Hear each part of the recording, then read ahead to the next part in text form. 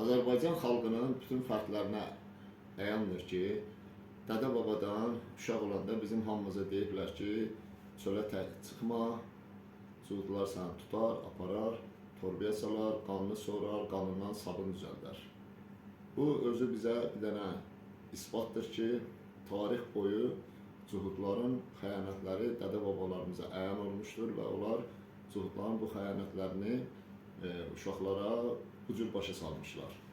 İndi təsəvvür edin ki, 3 noyabrdan 6 noyabra qədər Azərbaycana 500-dən çox Yevrey, Cuhud rabinləri gəlir. Nəyə gəlirlər? Konferansa gəlirlər. Sürü ilə gəlirlər. O demək deyil ki, gəldilər, getdilər. Bunların Azərbaycanda hansısa bir proqramaları var. Təsəvvür edin ki, bir gün 500 dənə başçı gəlir və onlar sabahları hər bir 500 dənə başçı öz ölkələrindən, ki bunlar müxtəlif ölkələrdən gəliblər, minlərlə, 10 minlərlə Yevrey sürüsünü Azərbaycana yerləşdirəcəklər. Təsəvvür edin ki, o zaman sabun pişirmək üçün təkcə bizim uşaqların qanı yetməyəcəkdir. Böyüklərin də qanı lazımdır ki, sabun yetişdirsinlər.